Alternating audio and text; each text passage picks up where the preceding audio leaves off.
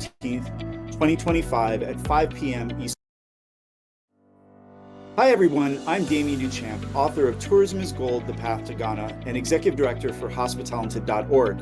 I'm thrilled to invite you to join me live in the Hospitality Tech Show, streaming Sunday, September 14th, 2025 at 5 p.m. Eastern Standard Time. If you're a student, young entrepreneur, hospitality professional, or someone passionate about the future of tourism and hospitality and education, this is for you. I encourage you to subscribe to the Hospitality Tech Show channel on YouTube and other socials. See you there. Hi, this is and welcome to another episode of the Hospitality Tech Show. Today, my name is Michael Woodson, and my co-host joins me today. And introduce yourself.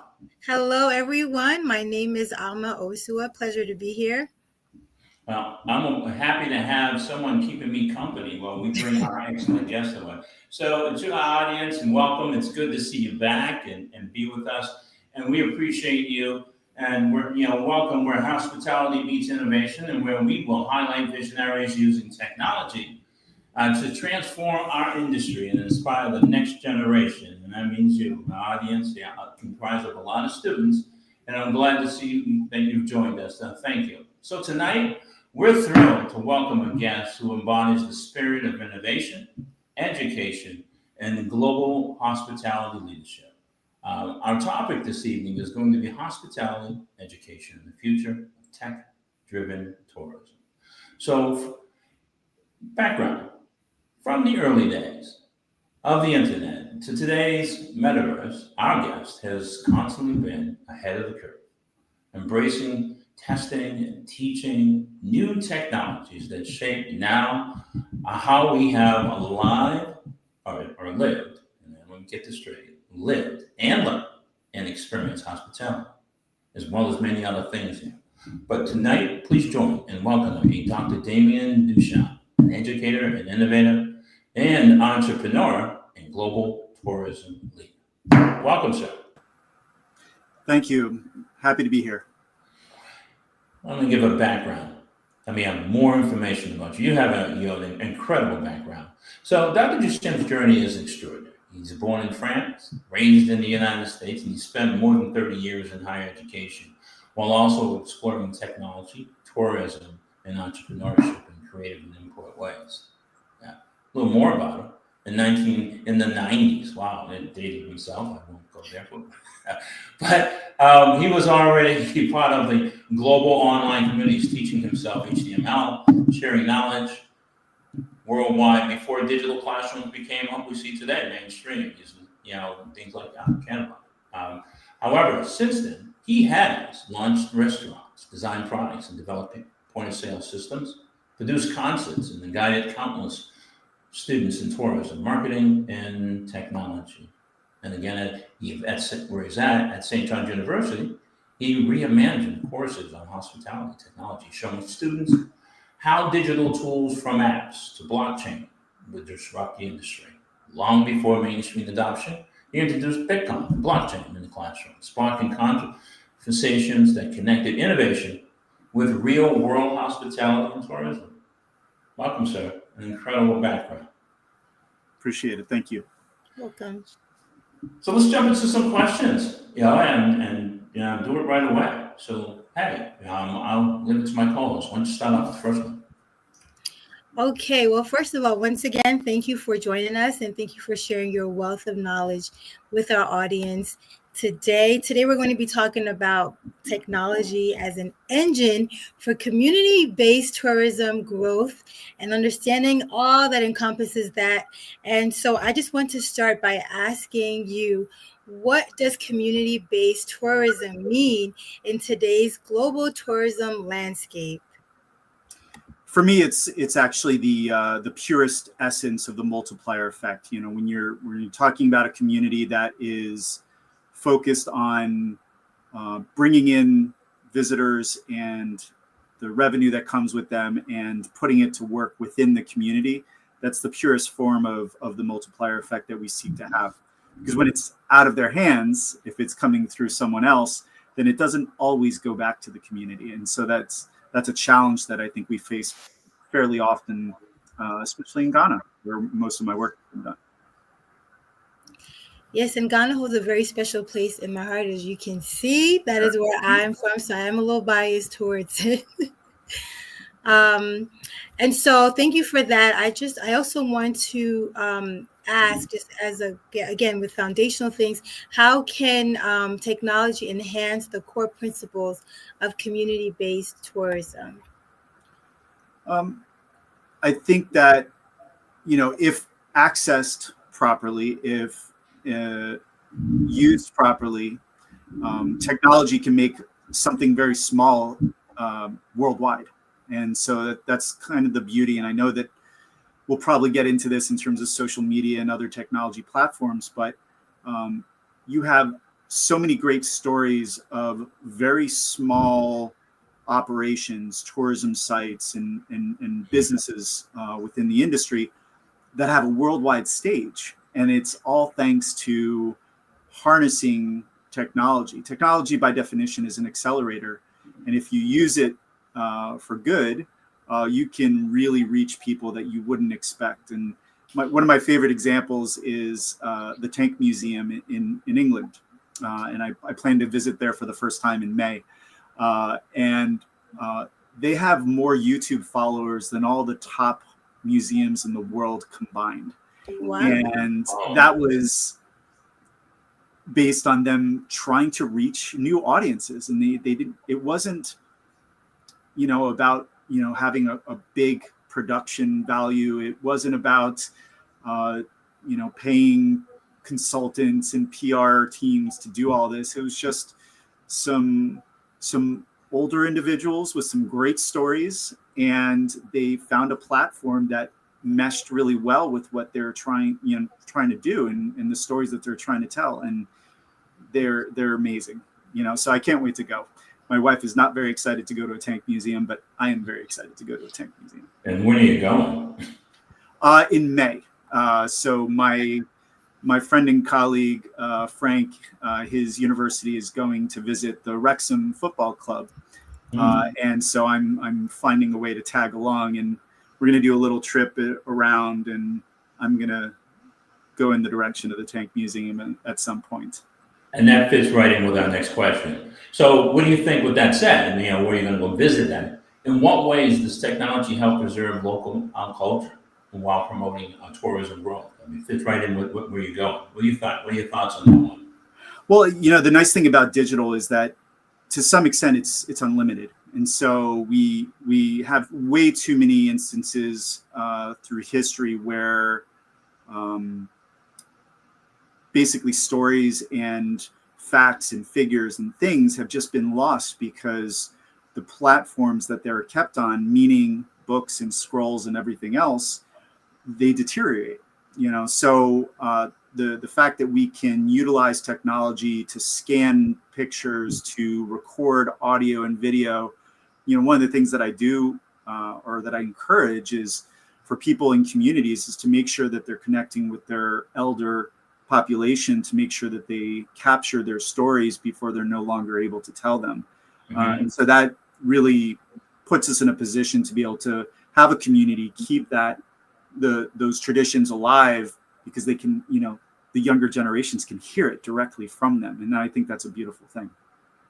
So the work that you're doing, is appreciated in these modern times. And as we created this show for the purpose of spreading on that so that we can enhance cultures around the world and with hospitality. One of the things that that this show has also done is through partnerships. And so we had some exciting news for us here at the show. On Saturday, September 13th, 2025, this show, Hospitality Tech Show, officially signed a partnership agreement with the Integrity Group Restaurant. And I want to just take a moment, if you don't mind, say a special thank you to the owner, Bob Fetkin, and CEO Mike Birmingham for championing this collaboration. And so together, we're going to be offering this restaurant management internship for students and provide access to books funded through scholarships, empowering the next generation of hospitality leaders with real hands-on experience. So kind of empower what you're and your mission, what you've been doing not only to uplift the cultures, but also, our audience is comprised of different students. But one of the things we want to do here at the Hospitality Tech Show is really raise the bar, kind of enhance and kind of introduce a variety of students around the globe to the world of hospitality. So, but thank you for giving me that moment. I just had to insert that while we're Absolutely. talking. I get it. So the next question I have for you, it kind of aims for the audience as well, but I think it comes in from them. As technology has advanced, the one thing that I have seen that gives me barriers. So what are the main barriers communities face when they're integrating technology into tourism? What are your thoughts on that? So I think one of the main things, and I think I always think about Ghana because that's where my heart is. And, just talking to some of my students, I know that data is always a challenge, especially if you're in some of the remote areas of the country. Even when you're in the capital city, there are internet issues, getting for the data to work properly. And so if you're depending on the internet to tell your stories to a broader audience, it can be frustrating at times. And there's a cost factor that not everybody can manage. And so you have these wonderful people throughout the country and obviously throughout the world that have great stories to tell, but they don't have necessarily the funds to be able to afford the technology. It's the greatest example of the digital divide. We face it with students here in Rochester, New York, and it exists all over the world. And so having access to data is number one. And then two, just basic technology, having the right equipment to access, the internet in a specific way. And one of the things that I've done, honestly, is I always try to build things for the lowest common denominator. I said that wrong, but I want to make sure that the simplest device can function in a way that somebody needs it to. So several years back, I developed these little micro SD chips, and I would put content on it.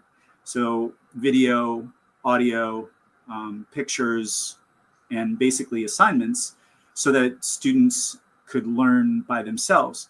The beauty of that was that it required no internet and very little power.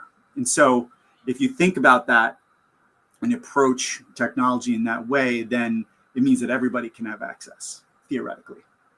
Right. And just as a reminder to the audience, and one thing I neglected to tell you that he has projects that span continents, from developing tourism training in Guyana, Cameron, to exploring what we call NFTs and ARs and metaverse as tools to combat over-tourism and making learning more engaging.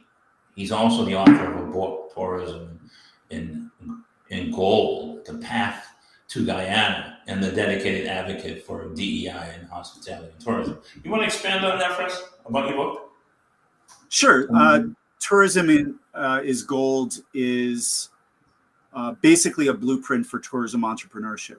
The whole idea is that if you have this book, whether you're in Ghana or any other developing country or emerging nation, but I think even my colleagues in Rochester could use it, it can help you to find new revenue streams for tourism. It can help you to build sites in a way that attract more visitors.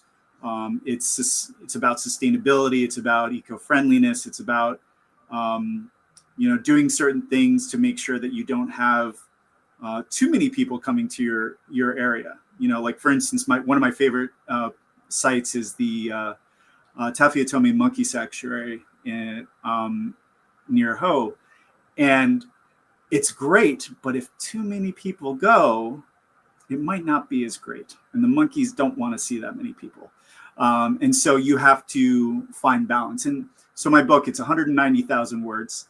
It is A to Z in terms of everything under the sun having to do with tourism. And it's really intended to be both a textbook and a practitioner tool for tourism. I mean, extensive. I mean, this is good. And then in developing economies in other countries, information is Right. key. So I want to turn it over to my host. Take the next one. Well, my first question is, how can we access your book, or where can we find it? So, I mean, quite simply, tourismisgold.com. Okay. I bought the domain. So Great. years ago, a long time ago, I bought the domain when originally it was going to be called Path to Ghana, but I thought that would have gotten lost with some countries. So it's 90% tourism, but then 10% using the lens of Ghana, so that all the examples, the case studies, a lot of cameos from friends in Ghana and around the region. So you can buy it in Ghana, but you can't get it anywhere else at this point because it's still going through the copyright in the U.S. But you can get a snippet, a 50-page, what I call a taste of the book, right off the website, right off the main page. Okay. And that includes the table of contents, so you can see all of the different things that are covered in the book. Okay, tourismisgold.com, correct? Correct. Okay, thank you. And thank you for what you shared. Your last answer, I can definitely relate to all those barriers that you mentioned, being back home and having trouble with data, and then really the cost of it. I mean, you'll buy your data, and then in a couple of days, you just go to use it and it's just completely gone. Yep. So I can definitely relate to some of those things that you mentioned.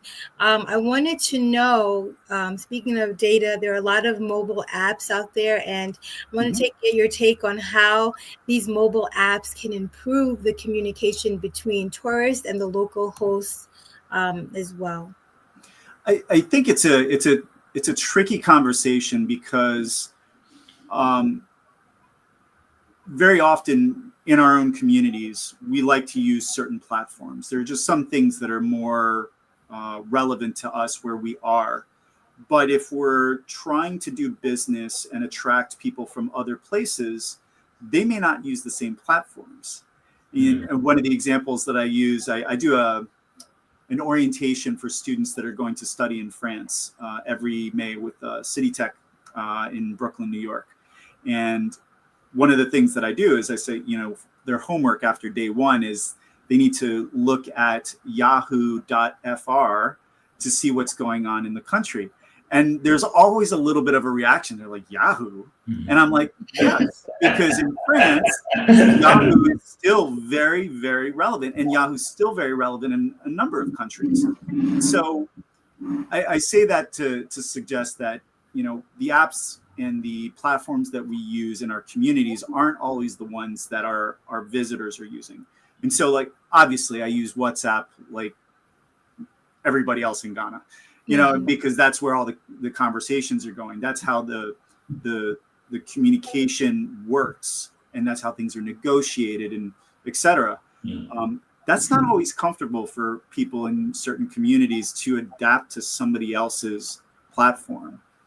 For instance, if you're trying to attract somebody from certain parts of Asia, there's certain platforms that are more popular, and that's where they're comfortable, and that's where their payments are made, and so on and so forth. It's like trying to get somebody to use Momo in Ghana if they've only been there for a few days. It's like, what do you mean this, Momo? It feels awkward, almost like people felt when the internet started to allow us to make payments online and to buy things. We all have stories of auntie who bought their first ticket to her first flight on a phone, and it was, whoa, now it's just normal for a lot of people, but not everybody.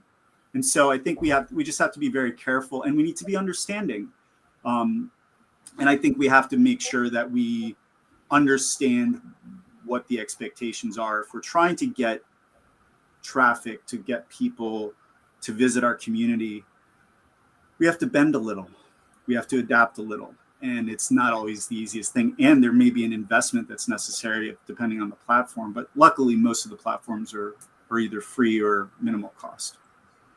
Okay, thank you for sharing that. And speaking of platforms, can you expand a little bit about what the role that these booking platforms play in giving visibility to smaller community-based operators? Yeah, I think that the nice thing about platforms is that if you set yourself up a certain way, you can look just as impressive as a multi-million-dollar Hyatt or Hilton or Marriott property, if you're talking about lodging, for instance.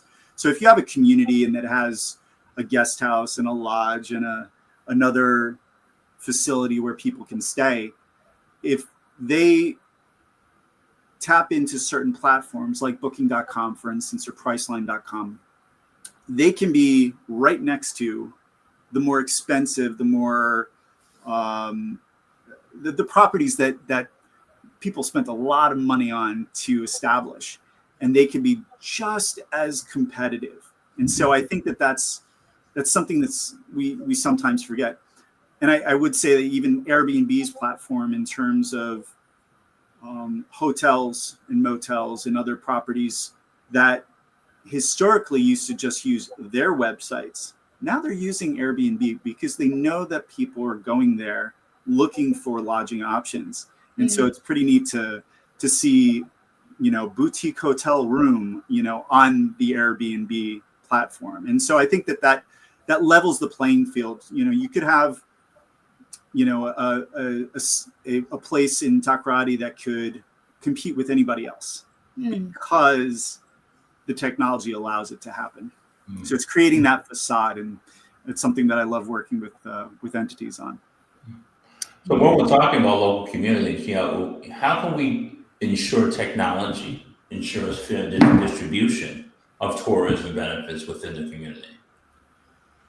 So I know that there's a number of ways of ensuring that. I think at the very basic level, you have to have understandings between the different governmental organizations and the private entities that exist within a community. We talk a lot about public-private partnership, and unfortunately, in Ghana, there have been instances where somehow things have gotten lost. It's like, oh yes, we used to share in the profits of the Elmina slave castle, and then we forgot to continue that. And then, no surprise, of course, the community is not happy about that because it's in their community. And so I think technology can, again, level the playing field. It adds transparency. We talk sometimes about blockchain in terms of the ledger that is visible to everybody. A community doesn't have to use blockchain to have transparency, but you can put things right on a website to say, this is our agreement with so-and-so, all these different entities. And so it allows for less competition over information and such. And so I love the ability to broadcast very quickly if you need to, when things don't go quite right. Excellent. Mm-hmm. So in terms of that, one of the things that we, balancing things and, using modern technology for maintaining things like authenticity in the CBTs. But, what digital tools can empower local artisans and guides and farmers to participate in CBT? So in terms of authenticity, it's two questions in one, really. It's how do you balance the use of modern technology, with maintaining authenticity in the CBT? Then we'll just, take that for one part. Sure. One of the things that makes me think about is the idea of skins, and I'm going to go in a little bit different direction based on your question, but I always remember some of the early stories before I even knew where Ghana was, to be quite honest, when I was much younger. And there would be these stories of people traveling to different parts of Africa. And an hour before everybody was to show up there, all the visitors, the tourists, they would say, oh, take off the shirt, take off the Nike shirt, take off the Adidas shirt, take off the, because they wanted to create that authentic environment that people were expecting. So it's a very real situation that we are a very connected world, and there's very few places you can go where there isn't some influence from another country into another country. And so you have, and especially in Ghana, because the world dumps their extra clothing in Ghana every week, and a whole other conversation. But I think that there's a way. I like this concept. It's of skins, and you may or may not be familiar with it, but it's this idea that you mask technology with things that are more traditional. So, for instance, you may have a back end of really sophisticated software, but on the surface, it looks like a very basic panel that might be from the 1960s or 70s. And the idea is that A, it makes it easier for everybody to adapt to that technology, but B, it also keeps things very simple for everybody involved. And so basically that idea of skins can be applied pretty much to every community. And visitors don't have to see everything. And so, you could have your technology underbelly for a community in certain places, so that it doesn't take away from the beauty and the interesting aspects of that community. I hope that makes some type of sense. It does. Yeah. It does. So, in terms of your thoughts on technology where we are, with especially with artificial intelligence, what are your thoughts on that? What about the rest of the world? Here locally in the United States, we've embraced this technology. But what are your thoughts on it? Places like Guyana and other parts of the country. Do you think that the gap is going to widen? What are your thoughts on it? So AI there's a lot of implications for artificial intelligence, because one, it can help some individuals do more bad things, which is something that is an issue. When we think about fraud, when we think about different ways that people communicate to try to get things from people. So that's not a great part of it. But I love the aspect where we can use AI to translate things in such a way so that we can communicate with the world over, and we don't have to use just one language. And so it allows us to interact and engage with people all over the world in a much simpler way with a lot fewer errors. And for me, when I work with communities and different organizations in other parts of the world, one of the things that I really focus on is the professionalism of the interface. Meaning, if I go to your website, are there a lot of typos? Are there things that don't make any sense? It's one thing to write like National Theatre with RE at the end, because that is based on the language. But when you maybe write something that isn't accurate at all, the person that's interacting with that site is making a judgment and making a decision of whether or not they want to do business with that entity. And so AI comes along, and that helps us fix a lot of those issues. And I think that that's a beautiful thing. I also love it from an education perspective. One of the big areas that I try to work on is hospitality and tourism education in different parts of the world. I mean, that's the basis of Hospitalented, my organization that I started in 2013. And so AI creates a whole other avenue for students to find information, to study, to learn. And it's just, I think it's a beautiful thing if managed properly. And that's the big if. Yeah, if managed properly. Okay. There you go, Anna, over to you. All right. Speaking of, being able to share at large and have such a large reach with this type of technology, I wanted to know, how can communities use social media to tell their stories to be able to attract responsible tourists? Yeah. Oh, you said responsible tourists. Yes. I don't know about responsible tourists. But, I think social media is wonderful. And one of my fraternity brothers, Alex, is he's a Ghanaian who does these amazing videos on YouTube, and he just has a really good knack for finding stories. And so he's all over the country, and actually he's been to some of the neighboring countries as well to tell stories. And he does it all through YouTube and Instagram. And, obviously he shares his stories through WhatsApp to his community. But I think it's just such a great way of broadcasting all the good things that are going on. Not always good things, but mostly good things. And it's really amazing that one individual with just a little device, just a little, phone, can reach the entire world. So social media is a game changer, but you have to be disciplined about it. You have to post on a regular basis, and you have to engage with the people that connect with the things that you're posting. And I know that Alex is pretty good about that. And I know a lot of people are really good about that. I will share that there's an individual that comes to mind, and this is an important story that most people don't know about. But there's a woman named Michelle Phan who was probably the original YouTube influencer. She I remember her. Yeah, she's amazing. And the thing that I'll point out is that it's not about production value. It's about engagement.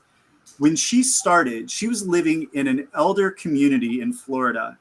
Her roommate was a retired person, and she needed a room. And so she found a room living with her. And so her studio was her bedroom.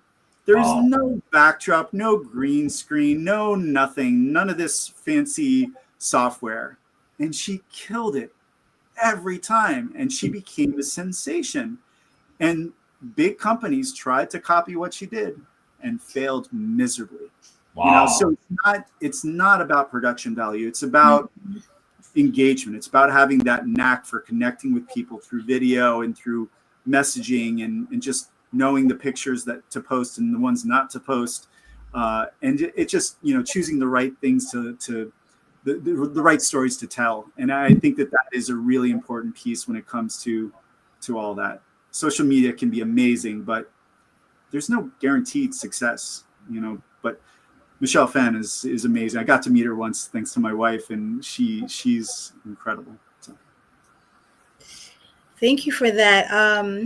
As you said, I just want to ask, one of the things that you mentioned with her story in particular was that her reach was so great because of how, I guess, how authentic she was with, the beginning stages of everything. I wanted to get your take on how technology helps communities reach such a global audience, but also keeping them locally grounded. Can you speak a little bit to that at all? Yeah, I think the thing that I would say is if you develop some momentum through social media, the money that you generate shouldn't go back into your production. Put it into your community. And I think that's the key for me. I've worked with faculty, and they've spent tens of thousands of dollars on a studio in their home, based on what they've seen with other people, and how they've set themselves up. And I don't always think that that's the best approach. If you're creating something based on a community, then the focus should be that community. And so if there's revenue that's being generated, that should be the first place that it's going, and not into a brand new camera, unless you really need the camera. There's obviously sometimes we work with equipment that just isn't that great. Maybe you need to ensure that you have enough data for the next couple of months. Great, but map it out, budget it, have a very clear understanding. It goes back to that transparency piece.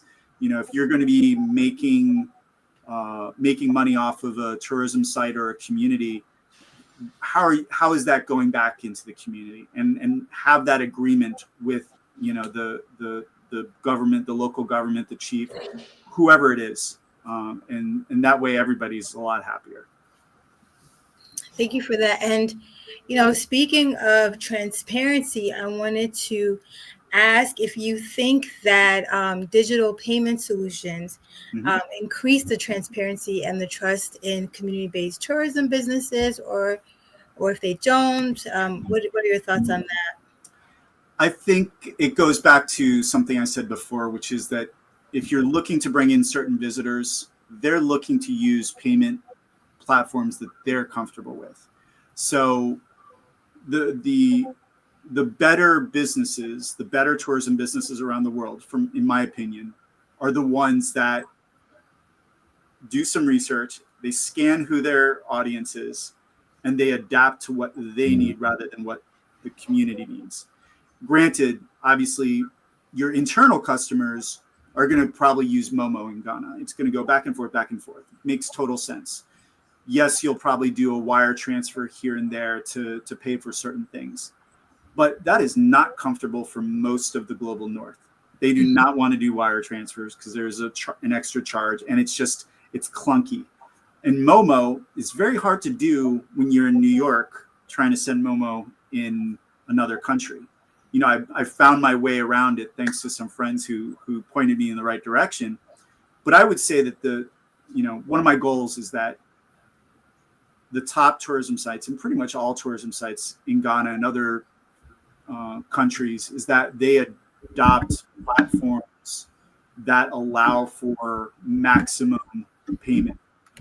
It's also an issue of trust.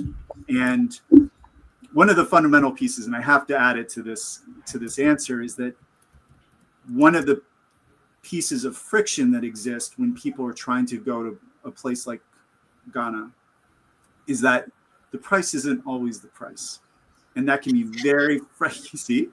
It can be very frustrating for people that are organizing trips. When you're coming from the US, Canada, UK, et cetera, obviously if you have Ghanaian family, that's different, or even West African or African family, that's different because you accept a certain level of gray, if you will.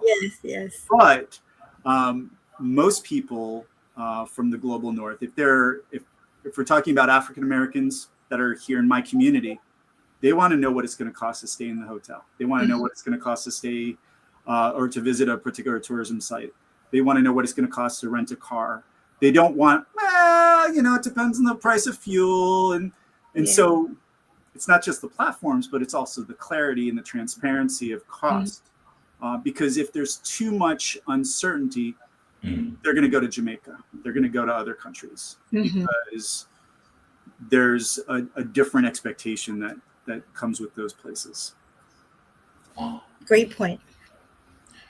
So let me grab a couple of questions in it. Sure. Right? So what about sustainability? How do you keep this going? Right? How can technology help manage focus flow to prevent some overcharge? I think that it boils down to data. I think data and sustainability are linked in the sense that if you know who's coming to your community and you keep track of the numbers, where are they coming from? What are the age groups? What are they looking for? What do they do while they're here? All of that data helps you to plan for the future. And from a sustainability perspective, there's a certain capacity for a community. Some communities can only withstand so many visitors. That's I mentioned the Tafiatomi Monkey Sanctuary because there's sometimes you go there and that there's just a big bus that left because the monkeys are tired, they're full, and they don't want to interact. And while that's not necessarily a big sustainability issue, if we ever improve the roads going up to that area, that region, into that area, a lot of people are going to want to go because it's it's one of my favorite sites. And so from a sustainability perspective, I think we have to be very careful in how we either create more friction or less friction or more availability or less availability to some tourism sites. If from an over tourism perspective, if too many people go to certain places, it's going to destroy the place. Data will tell us if we're heading in that direction. Technology, if used properly, will help us to manage that eventuality. And, the data is all around us. We just have to pay attention. But not everybody's paying attention to those details because, it's kind of like, it's all right. But unfortunately, there are too many examples around the world where, because they didn't look at the numbers, they were unprepared, and we've lost entire species of animals because of over tourism. So I think data analytics play a key role in making decisions about tourism growth. Yeah, we have to be data driven in tourism, no matter where we are in the world. So what about this question here? Let's switch over to solar energy, things like that. How does technology help in that area? Solar and water saving devices playing in the CPT growth. How can green technologies work that well? It's actually, I'm glad you asked that, because I think that there's a lot of opportunity to think differently. And one of the beautiful things about Ghana, for instance, is that there is very much a DIY mentality when it comes to fixing certain things. And I had a great conversation with the gentleman at Republic Bar in Accra once, and he talked about how he set up all these solar panels on his business, and he doesn't pay for electricity anymore. And so that is obviously that was a time and place, and who knows if it's still working for him. But when you have an infrastructure that requires you to keep generators on hand because you never know when the electric's going to go out, that has an impact on tourism. And so if you can implement different technologies around water, around solar, around trash, rubbish, those things are going to make huge impacts down the road. There's only so much water. Some people think that electricity is unlimited. That's not true. Fuel, for instance, we can get better at all these things, and it's really about planning for the future. I would rather a community plan for a lot more people in the future than to not, because that will allow them to ensure that the residents are taken care of first and foremost. Because one of the things that happens, unfortunately, the dark side of tourism is that too many people show up in a community and the locals are priced out. They can't go to the restaurants they used to go to. They can't go to the little, entertainment venues like they used to. Rent becomes more expensive. This is happening in Accra especially. And so, we can be smarter about those things, because, if you reduce the overhead of a community through solar and other things, then residents can benefit quite heavily. And I also think it goes back to reinvestment. If you're bringing in a lot of money from tourism, that should go into subsidizing everyday costs for locals. Whether it be transportation, whether it be reducing taxes, what have you. There needs to be a give and take. Okay. Well, with growth that in a variety of countries across the globe, when we look at it within places like Guyana and the countries that we've been speaking about, it's not rapid.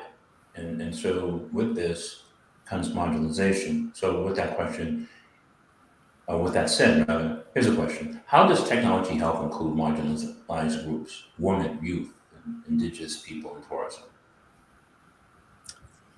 I think technology is something that can level the playing field. I said this a little bit before. One of the ideas that I share in the book is the idea of a purely mobile call center. And the idea is, if you're going to bring in organizations, entities, companies into your community to do conferences and events and everything else, the way that you attract them is through a call center. The beauty of technology is you could have 5 Ghanaians in a room with a little bit of data with their phones, and they could be just as powerful as a gleaming, beautiful call center in Kansas City, Missouri. Too early for that one. Yeah. I'm glad you like what I said, but so I think that because technology is what it is, they could be just as powerful as the other, except one costs 100, not 1,000th of what it's costing another call center to accomplish the same thing. There's a lot of things you can do that have very little cost. And one thing that Ghana certainly has is a lot of labor. You've got a lot of people that are willing to work, and you got a lot of bright people. And technology gives them an avenue to do a lot of different things. So. Excellent. Over to you, Dawn. Okay, thank you once again for sharing that. I do want to ask if virtual or augmented reality can reduce the physical strain on fragile cultural and natural sites. I know you mentioned one in particular before. Do you think that it can help reduce like the strain, just like you said, you mentioned with something like the monkeys and things like that? So the reality is that certain experiences, certain tourism experiences can work really well in a virtual reality or augmented reality way. But for instance, a museum, you can get 90% of the experience through a VR headset, an Oculus or Vision Pro or what have you. Because basically going through a museum, traditional museum, you're walking around, you're looking at things, so yes, you're not there, but you're not going to feel like you missed out. Mm-hmm. Now, if you're going to the monkey sanctuary, you can't really get the full experience of a monkey sitting on your arm and peeling a banana out of your hand. It's not the same thing. So VR will give you it'll give you a taste. It'll provide that actually more of an interest. It'll raise more interest in going to certain places. So I think you have to have a different philosophy and a different approach and strategy depending on the tourism site that you're dealing with in terms of VR and AR. I think AR, for instance, augmented reality, you have a lot of opportunity to keep nature natural, if that makes sense. So that with your AR glasses, you just tap on your reading glasses, your glasses like I have, and all of a sudden you see stuff floating in the air that explains certain things. What is a Mona monkey? Why is it only in this region, etc., without putting up a whole bunch of signs. And so you can circumvent a lot of unnecessary signage and distraction at certain places. You want to keep the beauty of the waterfall. You want to keep the beauty of a sanctuary. You want to keep the beauty of certain places. And so I have a lot of fun working with different sites to come up with an AR or VR solution that makes the most sense for them. And then you just have to figure it out and test it out and see if it's actually going to work the way that you expect. But there are some great examples in Ghana, for instance, where a lot of students have been developing VR and AR, and some of them are tourism entities. So. And that leads into another question. What are some of those case studies when you're talking about some of the students doing something? Are there some examples of successful case studies and CBT projects powered by technology? Yeah, actually, the one that I have is outside of Ghana for once. It is in Puerto Rico. One of my former students, Tanya Orbera, started a company called Real PR Tours. And I think it's a really great example, a really great case study of how you can develop a tourism business that is very focused on sustainability, very focused on reinvestment. She moved her whole family to Puerto Rico from the Bronx after being one of my students. And when there have been disasters, she's used her platform to bring in people to reinvest, to work and make things better. And I think that there are thousands of examples of great CBT case studies, but that's the one that comes to mind because it's the one that I know about her struggles, trying to do certain things. But first and foremost, it's about doing what's best for her community, making sure that families have the water that they need, businesses get back up and running. And she has a lot of internal customers, so that multiplier effect is very much in play. So I definitely, if you have the time, check out Real PR Tours in Puerto Rico, because she does a bang up job. Well, speaking about bringing things in to support that effort, what about NGOs? What role do they play? How can communities access affordable technologies for tourism? How can governments and NGOs help? Mm-hmm. Well, there's something that I developed before I wrote my book called a pricing equity model, and the idea, to go back to Republic Bar, they wanted a POS system, and I helped them negotiate a contract with Touch Bistro out of Canada. But when we first started talking to Touch Bistro, they wanted to charge U.S. Canada prices. A lot of money for a Ghanaian business, and part of that was the kernel that led to the pricing equity model, which is this idea where you look at the cost of living in a particular country and you use it as a mechanism to create a formula, so that if certain things are priced a certain way in other parts of the world, in the global north, then what would that look like in Ghana, in Costa Rica, in DR, what different places around the world that have a lower cost of living. And so I think NGOs, government entities, can help to negotiate better prices using that kind of approach, so that the technology can be purchased at a lot lower rate. Because let's be real, a lot of these companies don't need to charge what they charge. They charge what they charge because they can.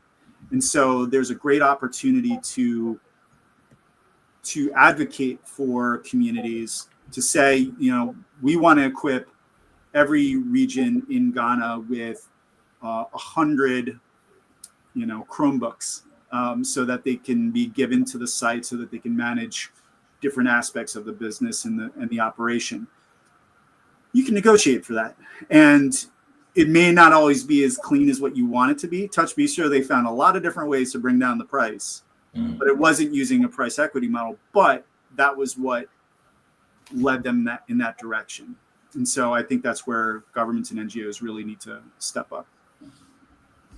Okay, well, thank you so much for joining us today. You've been a wealth of knowledge, and if anything, I myself have learned so much from you. I just wanted to get any final thoughts, and then also where we can continue to find you in this world of the internet, and can you share a little bit of that with us? Yeah, absolutely. So there's two main areas that I work off of online. One is tourismisgold.com, for the book, and that links back to my other pages. But Hospitalented, it's like hospital and talented all in one thing. Hospitalented.org is really my hub for all of my activity, whether it's speaking or education or scholarships. A lot of my master's students are in Nigeria and Ghana, in addition to my students here in Rochester and other places. And so a lot of the work that I do is reflected on that site. I also have profduchamp.com, but they all link to each other. So I'd love to have a conversation with people about anything that we covered today. And when the book's available, please go out and get it. One of the things that I've committed to, and you'll appreciate this, is for every book that we sell in the global north, we're going to give out 5 free ones in developing countries and emerging nations. So we're working on that process now, and we want people to have access to it, at no cost. Wow, We've got about 5 minutes. That's amazing. And looking ahead, what's the emergence in technology have the potential to transform CBTs? What do you see in the future for emerging technology? I think we're going to get to the point where we need to go further with augmented reality. I think that's the key as part of the metaverse.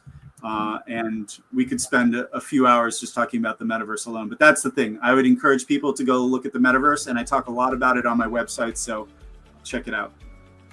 Okay, well, once again, thank you so much. We also don't want to forget to thank Mr. Danny Burnett, the VP at IBM, for all of his support.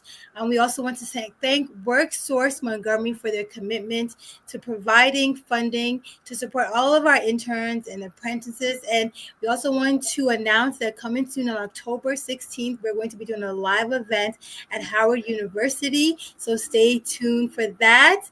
Michael, any closing comments? I just want to give a little reminder to those out there as well. As a reminder, Hospitality Tech Show, we're now a 501(c), a nonprofit organization. If you'd like to support our mission, empowering the next generation of hospitality and technology leaders, you can reach us at info@hospitalitytechshow.org. And it has been a pleasure. This has been, and by the way, Dr. Damien, I'm going to call you Damien, okay? Dr. Duchamp, I want you to know, I felt like I was in the classroom. I've learned so much, and hopefully we can have you back on. And so, we went on their behalf. Thank you for joining us, Dr. Thank you. Take care. And safe travels. And again, to our sponsors, we thank you. And we've had some exciting things happen to us here. Once again, I want to just take the opportunity to thank our sponsors. I'm Damien Duchamp, author of Tourism is Gold, The Path to Ghana, and executive director for hospitalented.org. I'm thrilled to invite you to join me live in the Hospitality Tech Show, streaming Sunday, September 14th, 2025 at 5 p.m. Eastern Standard Time. If you're a student, young entrepreneur, hospitality professional, or someone passionate about the future of tourism and hospitality. Hi everyone, I'm Damien Duchamp, author of Tourism is Gold, The Path to Ghana.